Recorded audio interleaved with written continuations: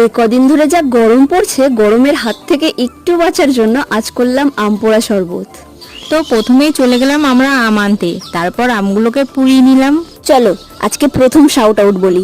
রিয়া বলেছে দিদি আমার নামটা নিও, সো থ্যাংক ইউ রিয়া।